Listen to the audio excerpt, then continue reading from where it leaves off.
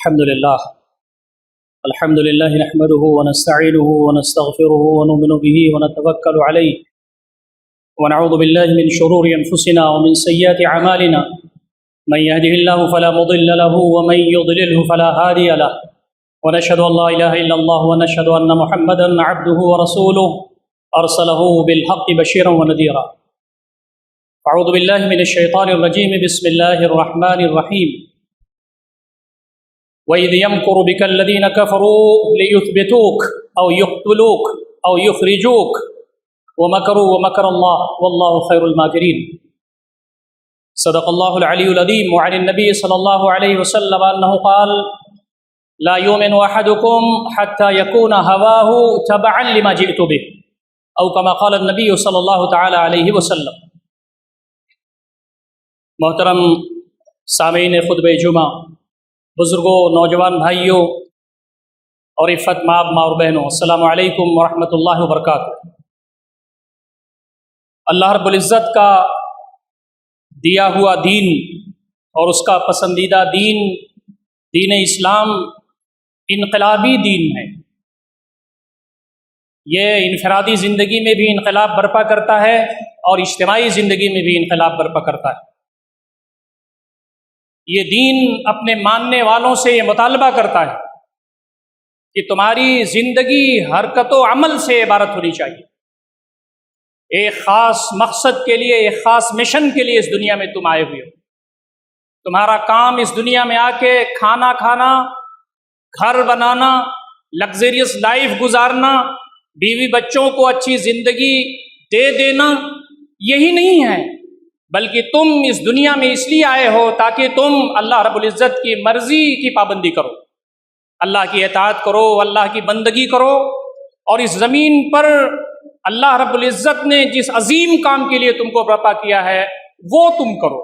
وہ کام یہ ہے کہ اللہ تعالیٰ کے بندوں کو اللہ رب العزت تک پہنچاؤ، اللہ تعالیٰ کا پیغام بندگان خدا تک عام کرو، اس زمین پر ظلم کے خلاف کھڑے ہو جاؤ، عدل و قسط کے علم بردار بن جاؤ، اور جب تک اس زمین پر تم رہو سراپا رحمت بن کر کے رہو، اس لیے کہ تمہاری حیثیت کنتم خیر امت اخرجت للناس تأمرون بالمعروف وتنہون عن المنکر وتؤمنون باللہ. بہترین امت ہو تمہیں برپا کیا گیا ہے کمپلیٹ ہیومن کائنڈ کے لیے، ساری کائنات کے انسانوں کے لیے تمہیں برپا کیا گیا ہے. تمہارا کام بھلائی کا فروغ ہے، تمہارا کام برائیوں کو روکنا ہے. ہاتھ سے روک سکو تو روکو، زبان سے روک سکو تو روکو، دل میں برا سمجھ سکو تو سمجھو. اس کے علاوہ تمہارے اندر ایمان ہے ہی نہیں، تمہارے دل میں رائی کے برابر بھی ایمان نہیں ہے. وَلَيْسَ وَرَاءَ ذَلِكَ حَبَّةُ خَرْدَلٍ مِّنَ الْإِيمَانِ. اسی لیے کہا گیا کہ انبیاء اس دنیا میں تشریف لاتے رہے اور اللہ رب العزت کا یہ پیغام بندگان خدا تک پہنچاتے رہے. جب ان کا وقت پورا ہو گیا وہ اللہ رب العزت کی بارگاہ میں حاضر ہو گئے. کسی نبی کا پیدا ہونا اور کسی نبی کا انتقال کر جانا یہ اہمیت کا حامل نہیں ہے، بلکہ اہمیت کا حامل وہ مشن ہے جس کو لے کر کے اس دنیا میں تشریف لائے. نبی اکرم صلی اللہ علیہ وسلم کے بارے میں قرآن کہتا ہے وَمَا مُحَمَّدٌ إِلَّا رَسُولٌ قَدْ خَلَتْ مِن قَبْلِهِ الرُّسُلُ أَفَإِن مَّاتَ أَوْ قُتِلَ انقلبتم عَلَىٰ أَعْقَابِكُمْ. یہ محمد اللہ کے رسول ہیں، ان سے پہلے بھی رسول گزر چکے ہیں، اگر یہ شہید کر دیے جائیں یا ان کا انتقال ہو جائے تو کیا تم ایڑیوں کے بل پیچھے ہٹ جاؤ گے اللہ تعالیٰ کی بندگی اور اپنے کام سے؟ فرمایا کہ اللہ رب العزت کی تو یہ کائنات ہے، اس نے انسانوں کے لیے اس زمین پر اپنے برگزیدہ بندے بھیجے، انبیاء. وہ پیدا ہوئے، اپنا کام کیا، اور جب کام مکمل ہوا تو رخصت ہو. تو کسی نبی کا پیدا ہونا اور کسی نبی کا اس دنیا سے جانا، نبی پیدا ہو تو جشن منایا جائے اور نبی جب اس دنیا میں چلا جائے تو ماتم منایا جائے، یہی اسلام کا شیوا نہیں ہے، اسلام کی اسپرٹ نہیں ہے، بلکہ اس کا وہ پیغام، اس کا وہ مشن جس کے لیے اس نے پوری زندگی لگا دی اور جو کام وہ پوری امت کو سونپ کر کے گیا ہے وہ تمہارے لیے سب سے اہم ہے. اسی لیے جب حضرت عمر رضی اللہ تعالیٰ عنہ کے پاس یہ مسئلہ آیا کہ ڈیٹ تو لکھی جاتی ہے، مہینہ تو لکھا جاتا ہے، لیکن سال نہیں لکھا جاتا، تو ہم کو یہ پتہ نہیں ہوتا ہے کہ یہ جو تاریخ لکھی ہوئی ہے 25 شعبان کی، 25 تاریخ بھی لکھی ہوئی ہے، شعبان مہینہ بھی لکھا ہوا ہے، لیکن وہ کون سا سال ہے ہمیں نہیں معلوم. اس سال کا شعبان ہے کہ پچھلے سال کا شعبان ہے کہ اس سے پچھلے سال کا شعبان ہے، نہیں معلوم. آپ ایک تقویم جاری کر دیجئے، آپ ایک کیلنڈر جاری کر دیجئے، جیسے کہ عیسائیوں نے کیلنڈر جاری کیا ہوا ہے، لیکن وہ حضرت عیسیٰ علیہ السلام کی پیدائش سے جڑا ہوا ہے۔ اسلامی کیلنڈر ہو، قمری کیلنڈر ہو، جس کو نبی اکرم صلی اللہ علیہ وسلم نے اپریشیٹ کیا ہے، بتا کر کے گئے ہیں۔ صحابہ کرام کی مجلس جمی، حضرت عمر رضی اللہ تعالیٰ عنہ صدارت کر رہے ہیں، رائے آ رہی ہیں۔ ایک صحابی کہتے ہیں کہ نبی اکرم صلی اللہ علیہ وسلم جب سے پیدا ہوئے اس سال سے کیلنڈر کا اجرا کیا جائے۔ آپ نے کہا نہیں، یہ کوئی بڑا معاملہ نہیں ہے۔ دوسرے صحابی نے کہا کہ نبی اکرم صلی اللہ علیہ وسلم کی وفات جب ہوئی اس سے کیلنڈر جاری کیا جائے۔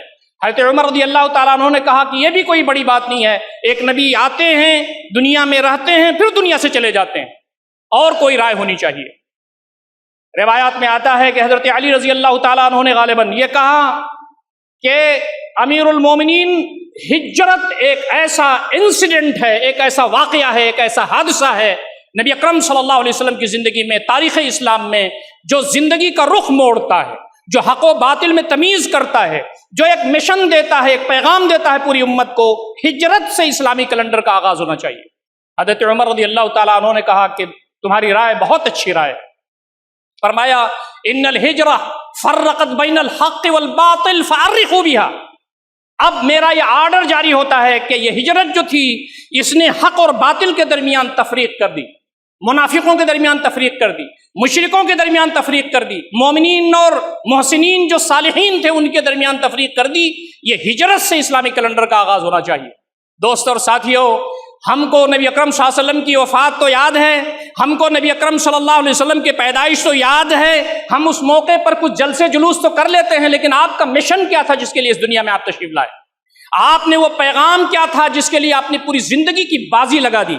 آپ کو وہ پیغام کیا تھا جس کے لیے آپ نے صحابہ کرام کی ایک ایسی جماعت تیار کی کہ جنہوں نے اپنی جان کی پرواہ نہیں کی، مال کی پرواہ نہیں کی، اپنا اسٹیٹس، اپنا کیریئر، سب کچھ داؤں پر لگا کر کے اس مشن کو انہوں نے پورا کیا، اور اس کے ہم امین ہیں جو یہاں بیٹھے ہیں، اور ہر جمعہ میں اس کا اعادہ ہمارے لیے ہوتا ہے۔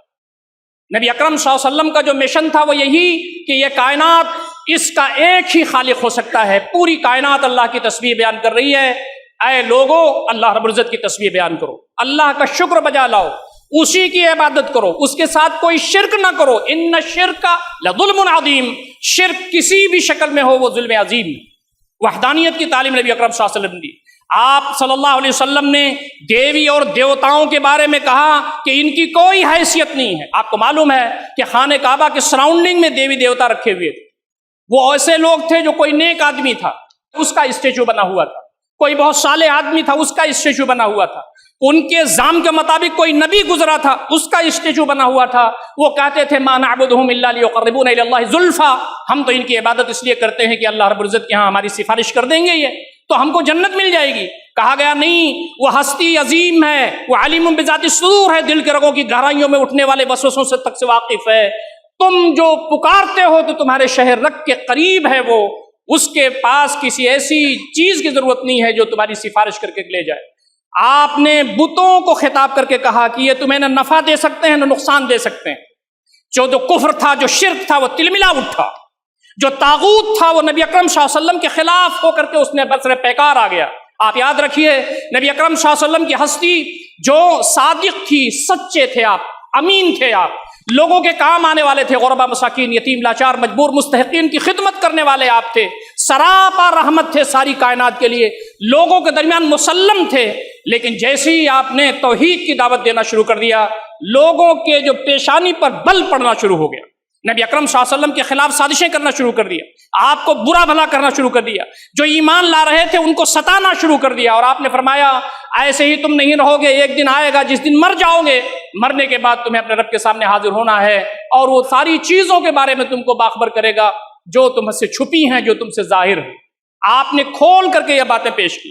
آپ نے کہا غلاموں پر ظلم نہ کرو، ظلم کسی شکل میں ہو وہ اللہ رب العزت کو قابل قبول نہیں ہے۔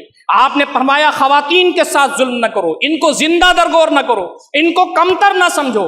نبی اکرم صلی اللہ علیہ وسلم ظلم کے خلاف اٹھے، آپ صلی اللہ علیہ وسلم جو ناانصافی ہو رہی تھی اس کے خلاف اٹھے، آپ صلی اللہ علیہ وسلم جو اللہ رب العزت کے ساتھ شرک ہو رہا تھا اس کے خلاف اٹھے، تو لوگوں کے تیور بدل گئے، لوگوں کی پیشانی پر بل لانے لگے۔ دوستوں اور ساتھیوں، نبی اکرم صلی اللہ علیہ وسلم نے خود اور صحابہ کرام نے اس مشن کو جو جاری رکھا اور جس کے ہم امین ہیں، ہماری بھی ذمہ داری یہ ہے کہ ہم ویسے ہی جیسے نبی اکرم صلی اللہ علیہ وسلم نے پیار کے ساتھ، محبت کے ساتھ، آرگومنٹس کے ساتھ، اپنائیت کے ساتھ لوگوں کی خدمت کر کے اللہ تعالیٰ کا دین بتایا تھا، کفر سے روکا تھا، شرک سے روکا تھا، غیر اللہ کی پرستی سے روکا تھا، شرک کی ساری تفصیلات سے روکا تھا، اور آخرت میں جو احساس آپ نے پیدا کیا تھا، امت مسلمہ کے ہر شخص کی یہ ذمہ داری ہے کہ آج یہاں ابو الفضل کے اندر، شاہین باغ کے اندر، دلی کے اندر، یو پی کے اندر، پورے ہندوستان کے اندر جہاں تک ہو سکے ہمیں اس مشن کو عام کرنا ہے جس کے لیے نبی اکرم صلی اللہ علیہ وسلم دنیا میں برپا کیے گئے۔ آپ اور آپ کے صحابہ کی ایک بڑی خصوصیت اس مشن کے لیے کام کرنے کی یہ تھی کہ آپ کو شرح صدر حاصل تھا۔ اللہ ایک ہی ہو سکتا ہے، جیسے سورج نکلا ہوا ہے، جیسے یہ پنکھا چل رہا ہے، اللہ ایک ہے، یہ اس کی کائنات ہے۔ ہمیں مرنا ہے، اس کے سامنے حاضر ہونا ہے، زندگی کے ایک ایک لمحے کا حساب و کتاب دینا ہے، یہ چیز شرح صدر کے ساتھ تھی۔ نبی اکرم صلی اللہ علیہ وسلم کو قرآن مجید میں کہا گیا کہ قل ھذہ سبیلی، کہہ دیجئے کہ یہ میرا راستہ ہے، ادعو الی اللہ، میں اللہ تعالیٰ کی طرف بلاتا ہوں، وَأَنَا وَمَنِ اتَّبَعَنِی، میں اور میرے متبعین جس چیز کی طرف بلا رہے ہیں اس پر ہمیں بصیرت حاصل ہے، اس پر ہمیں شرح صدر حاصل ہے، اس پہ ہمیں کانفیڈنس حاصل ہے، اس میں تذبذب میں نہیں ہے، شک میں نہیں ہے۔ نبی اکرم صلی اللہ علیہ وسلم اور آپ کے صحابہ کی جو پہلی کوالٹی مشن کے سلسلے میں ملتی ہے وہ یہی ہے کہ قل ھذہ سبیلی ادعو الی اللہ انا ومن اتبعنی وسبحان اللہ وما انا من المشرکین، میں اور میرے صحابہ بصیرت کی بنیاد پر، شرح صدر کی بنیاد پر، کانفیڈنس کی بنیاد پر اللہ تعالیٰ کی طرف دعوت دیتے ہیں، اور اللہ رب العزت پاک ہے اور میں شرک کرنے والوں میں سے نہیں ہوں۔ جب ہمارے درمیان بت پوجا جا رہا ہو تو ہمارے کان پر جو ریگنا چاہیے، ہماری جو پیشانی ہے اس میں جنبش آنی چاہیے، ہمارے دل میں ہلچل ہونی چاہیے۔ آج ہندوستان میں بت پرستی ہو رہی ہے، شرک ہو رہا ہے، ہمیں ان بھائیوں سے محبت بھی ہونی چاہیے، ان سے ہمدردی بھی ہونی چاہیے کہ وہ جہالت میں ہیں، گمراہی میں ہیں، اللہ کا پیغام کے امین ہیں، ان تک یہ پیغام پہنچائیں، وہ کفر سے اور شرک سے بچ کر کے وحدہ لا شریک کی تعلیمات کی طرف آئیں۔ بصیرت، اس کی بنیاد پر اللہ رب العزت نے نبی اکرم صلی اللہ علیہ وسلم کو تعلیم دی اور صحابہ کرام کو لے کر کے آگے بڑھے۔ دوسرا جو بڑا کام تھا وہ یہ تھا کہ آپ عزم و حوصلے کے آدمی تھے۔ نبی اکرم صلی اللہ علیہ وسلم پر عزم ختم ہے، نبی اکرم صلی اللہ علیہ وسلم پر حوصلہ ختم ہے، اور صحابہ کرام پر بھی عزم و حوصلہ ختم ہے۔ دوستوں اور ساتھیوں، نبی اکرم صلی اللہ علیہ وسلم نے جو کام انجام دیا آپ کو معلوم ہے، سارے مکہ کے لوگ دشمن ہو گئے اور لوگوں نے آپ کو پیشکش شروع کر دی۔ کہا جناب علی آپ عبادت کرنا چاہتے ہیں تو ہم خانہ کعبہ کو اور سنوار دیں، بنا دیں، آپ اگر پیسہ چاہتے ہیں تو سونا چاندی اور اونٹ کتنا چاہتے ہیں بتائیے، آپ اگر شادی کرنا چاہتے ہیں تو اشارہ کیجئے کس خاندان میں شادی کرنا چاہتے ہیں، اگر آپ چودھری بننا چاہتے ہیں، ہمارے سردار بننا چاہتے ہیں تو سردار بھی بنا دیں گے آپ کو۔ لیکن یہ جو ہمارے بتوں کو آپ برا بھلا کہتے ہیں یہ صحیح نہیں ہے۔ آپ جو یہ کہتے ہیں کہ ہم سڑ جائیں گے، گل جائیں گے اور ہماری ہڈیاں بوسیدہ ہو جائیں گی، قبر میں ہمارا پتہ نہیں ہوگا، اللہ تعالیٰ ہم کو اٹھائے گا۔ آپ جو یہ کہتے ہیں کہ غلاموں کے ساتھ ظلم نہ کرو، آپ جو یہ کہتے ہیں کہ خواتین کے ساتھ ناانصافی نہ کرو، یہ کہنا آپ چھوڑ دیجیے۔ دوستوں اور ساتھیوں، نبی اکرم صلی اللہ علیہ وسلم نے کہا کہ تمہارے مطالبے یہ وہ ہیں جس کو تم دے سکتے ہو، وہ چیزیں تم جو مجھے نہیں دے سکتے، ایک ہاتھ میں سورج دے دو، دوسرے ہاتھ میں چاند دے دو، بہت مشہور چیز ہے یہ، تو بھی میں اس مشن سے ہٹنے والا نہیں ہوں۔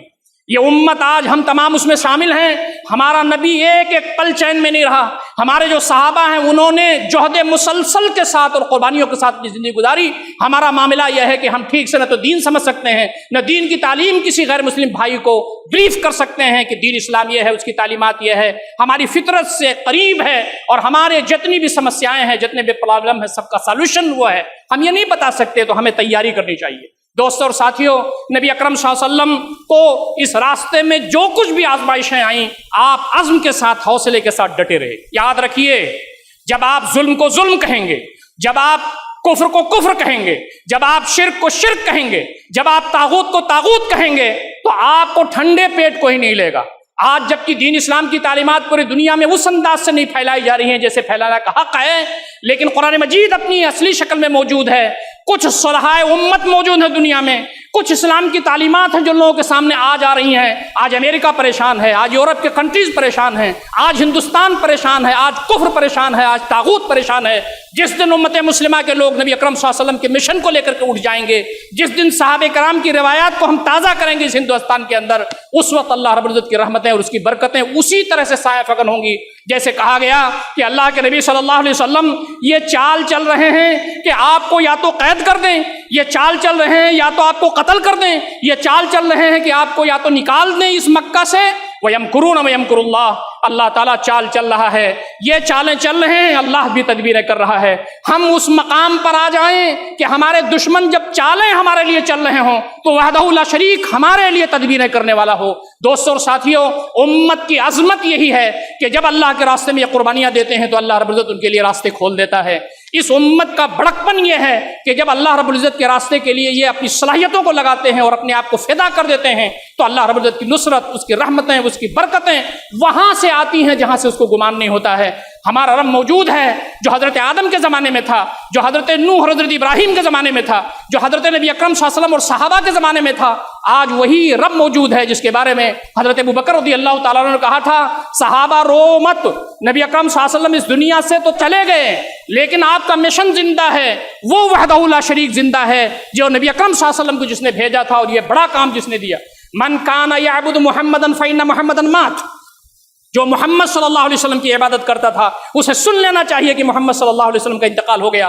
ومن کان یعبد اللہ فإن اللہ حی لا یموت، جو شخص اللہ رب العزت کی عبادت کرتا تھا اسے معلوم ہونا چاہیے کہ اللہ رب العزت موجود ہے، جاویداں ہے، ہمیشہ رہنے والا. دوستوں اور ساتھیوں، نبی اکرم صلی اللہ علیہ وسلم کے ہاں، صحابہ کے ہاں یہ بات ملتی ہے. کھانا کھانے کے لیے، گھر بنانے کے لیے، بزنس کرنے کے لیے، اپنے آپ کو اچھا دکھانے کے لیے، شہرت کے لیے، عزت کے لیے، واہواہی کے لیے اس دنیا میں ہم نہیں آئے ہیں. ہم کمانے کے لیے، پیٹ پالنے کے لیے، بچوں کو عزت کی زندگی گزارنے کے لیے دولت کمائیں گے ضرور، لیکن دولت کے پیچھے اپنے آپ کو دیوانہ کر کے اللہ رب العزت کے ہاں رسوائی کا سبب بنیں گے. دولت بھی کمائیں گے، مال بھی کمائیں گے، روزی بھی کمائیں گے، لیکن اپنے مشن کو ہم نہیں بھولیں گے جس کے لیے نبی اکرم صلی اللہ علیہ وسلم اور صحابہ کرام اس دنیا میں وہ راستہ چھوڑ کر کے گئے ہیں جو ہمارے لیے مشعل راہ. لوگوں نے قربانیاں اس راستے میں دی. دوستوں اور ساتھیوں، لوگوں کو پیر میں رسی باندھ کر کے مکہ کی گلیوں میں گھسیٹا گیا. وقت کا پیغمبر موجود ہے، آل یاسر کو پیٹا گیا. اسلام میں پہلا خون حضرت سمیہ رضی اللہ تعالیٰ عنہ کا بہا، اول شہیدۃ فی الاسلام. نبی اکرم صلی اللہ علیہ وسلم کے گردن میں چادر لپیٹی گئی حرم مکی میں. آپ صلی اللہ علیہ وسلم جب سجدے میں تھے تو اونٹ کی ووچ آپ کے سر پر رکھی گئی. آپ صلی اللہ علیہ وسلم کے خلاف سازشیں ہوئیں. وہ ہستی جس سے بہتر نہ کوئی پیدا ہوا، نہ ہے، نہ قیامت تک ہوگا، ہمارے دل کی رگوں کی گہرائیوں میں ایمان کا حصہ ہے. آپ صلی اللہ علیہ وسلم طائف میں گئے تو پتھروں کی ایسی بارش ہوئی کہ آپ کے جسم اطہر سے خون نکل کر کے جوتیوں میں اکٹھا ہو رہا تھا. حضرت زید نے سہارا دیا اور طائف سے باہر نکالا. یہ ساری چیزوں پر وہ ڈٹے رہے. بھاری پتھر سینے پر رکھا گیا، اس پر صبر کیا. انگاروں پر لٹائے گئے، اللہ رب العزت کا نام لیا. چٹائی میں لپیٹ کر کے دھواں دیا جاتا تھا کہ ان کی جو سانس ہے وہ ختم ہو جائے، لیکن وہ یہی کہتے تھے الاحد الاحد. اللہ رب العزت نے اپنے راستے میں جیالوں کو قربانیاں دیتے ہوئے دیکھا. اللہ رب العزت نے اپنے راستے میں اللہ کے بندوں کو اپنے راستے میں فدا ہوتے ہوئے دیکھا تو اللہ رب العزت کی رحمت اور اس کی برکت جلال میں آ گئی اور اس نے اتنی زیادہ ان کی مدد کی کہ وہ سر بلند ہوئے.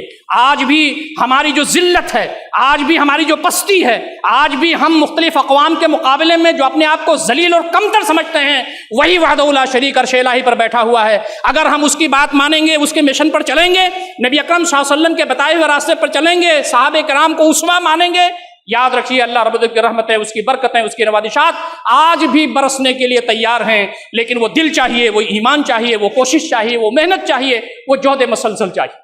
دوستو، وہ ہستی جو سب کے کام آنے والی تھی، لوگوں نے یہ مشورہ کیا کہ اس کو قتل کر دیا جائے. آپ سوچیں کیا کام آپ نے کیا تھا کہ لوگوں نے قتل کے منصوبے بنا لیے.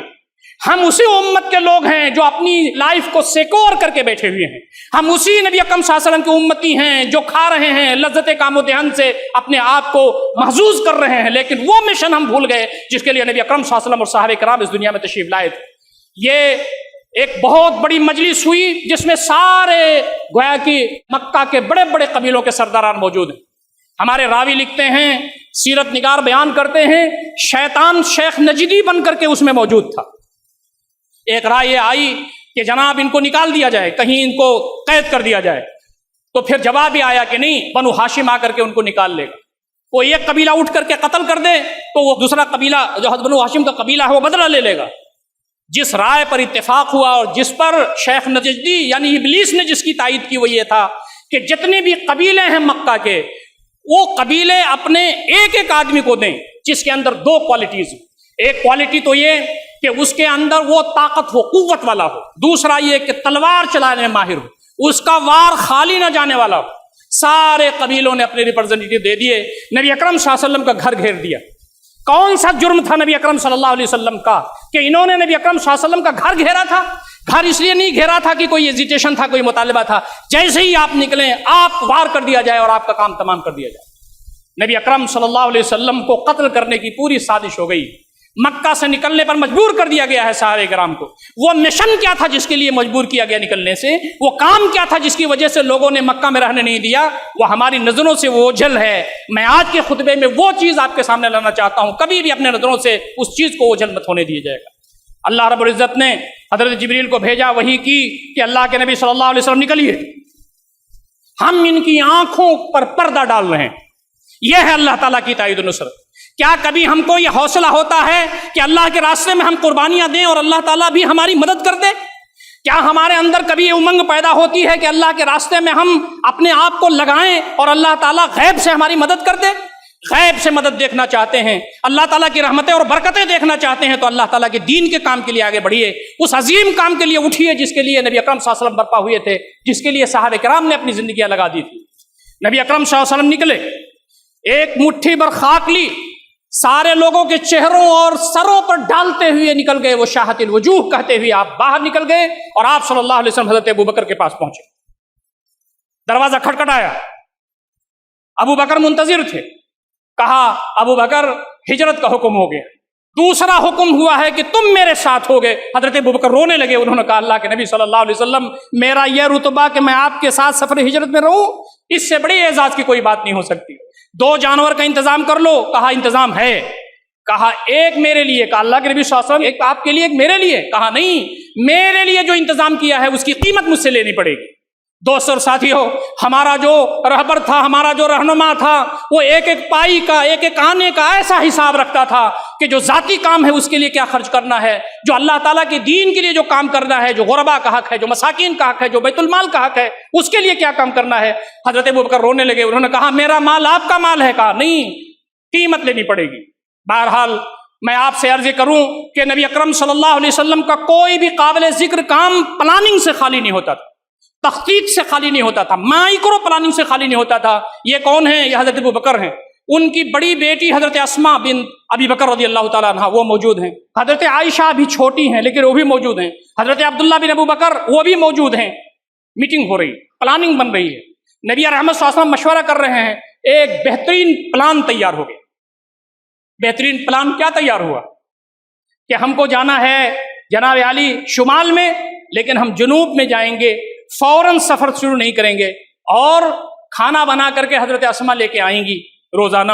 حضرت عبداللہ بن ابو بکر یہ مشرکین کی مجلسوں میں جو باتیں ہوں گی وہ رپورٹ کلیکٹ کر کے اس کا خلاصہ لا کر کے پیش کریں گے غار خور میں، اور عامر بن فہیرہ جو حضرت ابو بکر رضی اللہ تعالیٰ عنہ کا بکری چرانے والا غلام تھا، وہ آخری پہر میں جب یہ لوگ جا کے آئیں گے قدموں کے نشانات کو مٹانے کے لیے اور دودھ پلانے کے لیے وہ آئیں گے۔ عبداللہ بن عریقیت جو مشرک تھا لیکن وہ قابل اعتماد آدمی تھا، اس کو اونٹ دے دیے گئے دونوں کہ وہ چرائے گا، اور جناب تیسرے دن وہ آ کر کے غار پر آ جائے گا۔ یہ بہت ہی ویل پلان تھا، لیکن اس کی جو منتظم تھی وہ ایک خاتون تھی۔ نبی اکرم صلی اللہ علیہ وسلم نے خواتین کو کہ ان کی ہمت افزائی فرمائی، ان کی تربیت فرمائی، ان کو حوصلہ دیا، ان سے کام لیا۔ حضرت اسماء جن کو 6 ماہ کا حمل بھی تھا، 6 کلومیٹر چڑھ کے اور پہاڑی پر چڑھ کر کے نبی اکرم صلی اللہ علیہ وسلم کے غار کے دہانے پر جاتی تھی۔ آج ہماری خواتین کے لیے عبرت ہے کہ ہماری یہ جوانیاں، ہمارے یہ اوقات، ہماری یہ صلاحیتیں، گھر کا ہمارا یہ ماحول، یہ ساری چیزیں ہمارے لیے امانت ہیں۔ ہم کو صحابیات نے جیسے اللہ رب العزت کے دین کے غلبے کے سلسلے میں انہیں استعمال کیا تھا، ویسے استعمال کرنا چاہیے۔ آخری دن نبی اکرم صلی اللہ علیہ وسلم کو نکلنا ہے، توشہ بنانا ہے، لمبا سفر ہے، کچھ خشک چیزیں بھی بنا دیں تاکہ نبی اکرم صلی اللہ علیہ وسلم اور ان کے والد جب تک وہ مدینہ نہ پہنچ جائیں اس کو استعمال کرتے رہیں۔ جلدی جلدی بنا رہی تھیں، دیکھ بھی رہی تھی کہ ٹائم ہو رہا ہے، وہ جلدی سے پوٹلی لے کر کے نبی اکرم صلی اللہ علیہ وسلم کی خدمت میں غار ثور میں حاضر ہو گئیں، باندھنے کا بندنی بھول گئیں۔ ہر عورت اس وقت ایک چمڑے کا بیلٹ باندھا کرتی تھی، کھردرا بیلٹ ہوتا تھا، انہوں نے بیلٹ اپنا نکالا، اس کے دو ٹکڑے کیے، ایک سے اپنی کمر باندھی حضرت اسماء بنت ابی بکر رضی اللہ تعالیٰ عنہ نے، اور دوسرے سے جو توشہ تھا اس کا بندھن باندھ کر کے نبی اکرم صلی اللہ علیہ وسلم کی رکاب میں لگا دیا۔ آپ صلی اللہ علیہ وسلم کی آنکھوں میں آنسو تھے، آپ نے فرمایا کہ اسماء، دنیا کی کوئی بھی عورت ایسی نہیں ہے جو اپنے کمر کے بیلٹ سے آزاد ہو، لیکن تو دو بیلٹ والی عورت ہے، ذات النطاقین ہے۔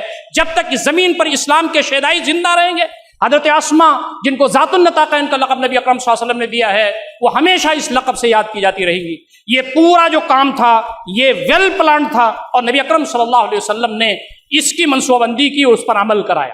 دوستوں اور ساتھیوں، لوگوں نے آزمائشوں کے ساتھ گھر چھوڑا۔ آپ بتائیے، گھر چھوڑنا آسان ہے؟ حویلی چھوڑنا آسان ہے؟ زمینیں چھوڑنا آسان ہے؟ باغ چھوڑنا آسان ہے؟ بیوی بچوں کو چھوڑنا آسان ہے؟ لیکن اسی زمین پر نبی اکرم صلی اللہ علیہ وسلم اور آپ کے ماننے والوں نے زمین کو ٹھوکر ماری، نخلستان کو ٹھوکر مارا، بیوی بچوں کو ٹھوکر مار کر کے وہ چلے گئے۔ حضرت ام سلمہ رضی اللہ تعالیٰ عنہ، ابو سلمہ رضی اللہ تعالیٰ عنہ کے ساتھ میاں بیوی جا رہے ہیں، چھوٹا سا گود میں بچہ ہے، بنو سلمہ آتا ہے، وہ بچہ چھین لیتا ہے۔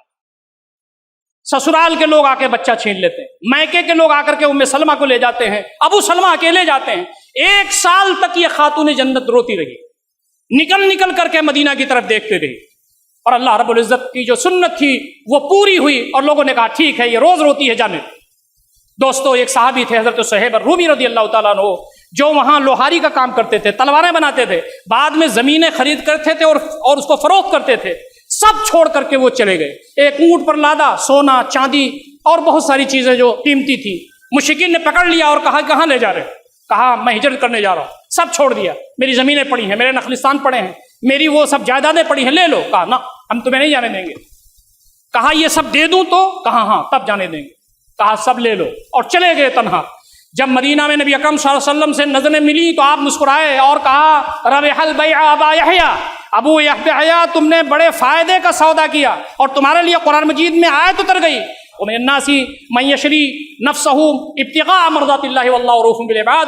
لوگوں میں سے کچھ ایسے ہیں جو اپنے آپ کو قربان کر دیتے ہیں اللہ تعالیٰ کو خوش کرنے کے لیے۔ ایسا سودا سب سے قیمتی سودا ہوتا ہے دوستوں اور ساتھیوں۔ کھانا کھا لینا، بیوی بچوں کو پال لینا، ایک اچھا سا گھر بنا لینا، اور اسٹیٹس کے انداز میں رہنا، اور ہمیشہ اس پریشانی میں رہنا کہ میری کون تعریف کر رہا ہے، میری کون تعریف نہیں کر رہا ہے، یہ ذلت کی زندگی ہے۔ اٹھیے، اپنی صلاحیتوں کو استعمال کیجئے، اپنے اوقات کو کام میں لائیے، جب تک ہو سکے کتاب و سنت کی روشنی میں اپنی زندگی جیئے، اور جب تک ہو سکے اللہ تعالیٰ کا پیغام غربا مساکین اور لاچار مجبور مستحقین کی خدمت کیجئے، اللہ تعالیٰ کا پیغام اس بندوں تک پہنچائیے، صلاحیتوں کو بچا کے نہ رکھیے۔ قیامت کے دن ایک چیز کے بارے میں پوچھا جائے گا، اور اللہ رب العزت کے سامنے ان ساری چیزوں کے بارے میں آپ کو جواب دہی کرنا ہوگا۔ یہ انقلابی امت ہے، اس کا مشن انقلابی ہے، امت کے لوگ انقلابی ہونے چاہیے، اس کے افراد انقلابی ہونے چاہیے۔